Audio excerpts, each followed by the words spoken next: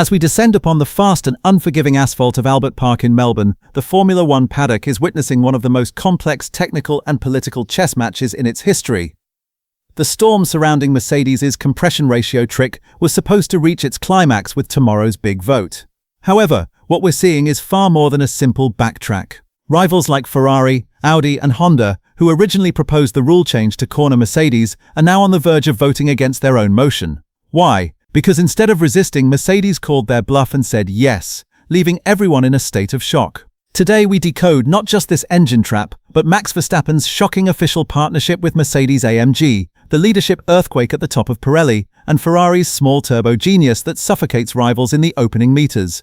There were serious suspicions inside the paddock that Mercedes' 2026 power unit was passing the static 16:1 compression ratio limit, while cold but stretching beyond 16.3:1, and in extreme rumors even close to 18:1, once thermal expansion came into play at full operating temperature. Rivals proposed a regulatory adjustment that would require engines to be tested at 130 degrees Celsius operating temperature, specifically to eliminate what they called a smart deformation advantage. The expectation across the grid was simple: Mercedes would be caught out and could lose roughly 15 to 20 horsepower, around 13 kilowatts, overnight. Instead, Mercedes stunned the paddock by responding, "Be our guest.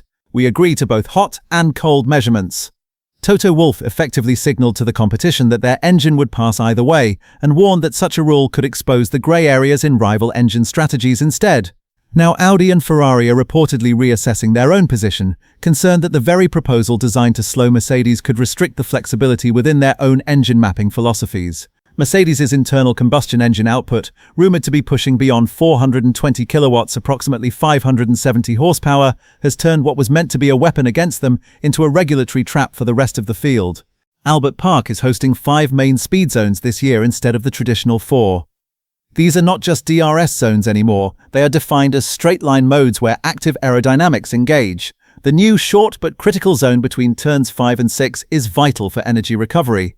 But the real excitement and danger lies at turn 8. Modern Formula One cars take this corner flat out.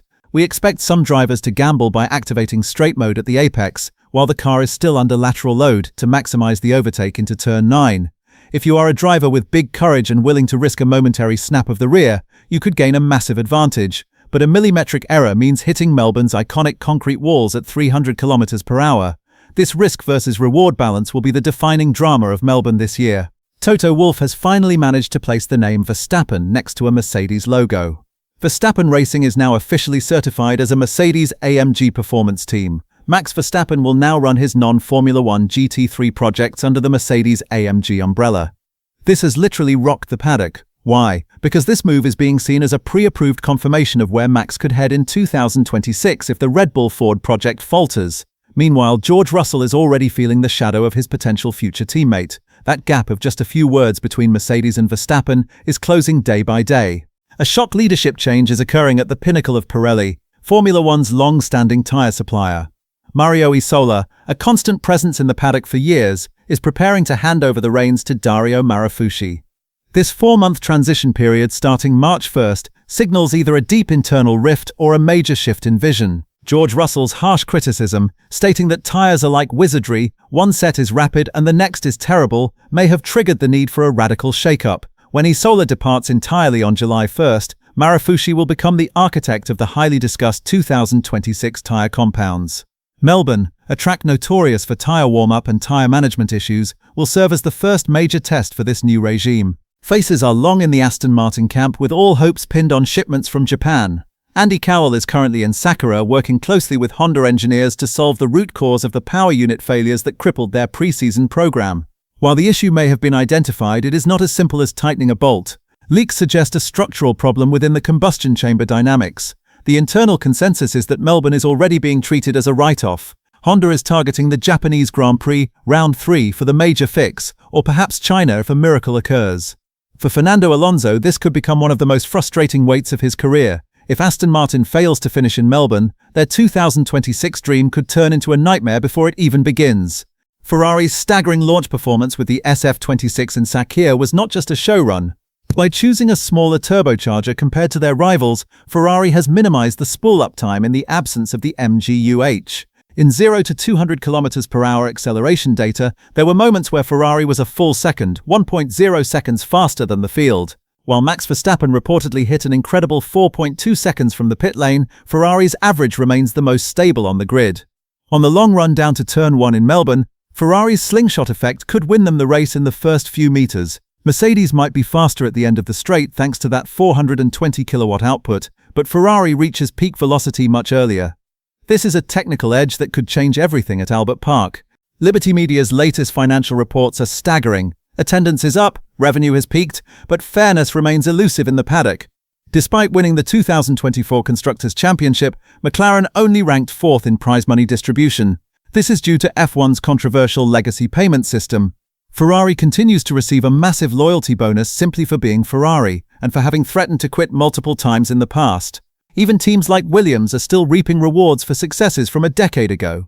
McLaren's championship bonus is a drop in the ocean compared to Ferrari's heritage payouts. This financial disparity could further widen the gap between teams in the massive 2026 development war. We will feel the tension of this money war in every single garage in Melbourne.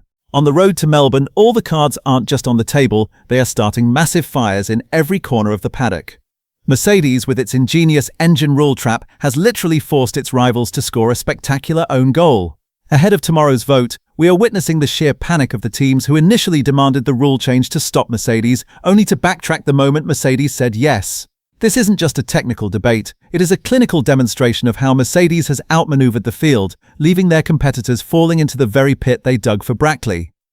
But the political earthquake doesn't stop there. Max Verstappen officially saying hello to the Mercedes-AMG family through Verstappen Racing isn't just a trailer for the 2026 driver market, it might be the main feature. Toto Wolff has declared the paddock's biggest psychological victory by successfully placing Max in a Mercedes seat, even if it's currently for GT3.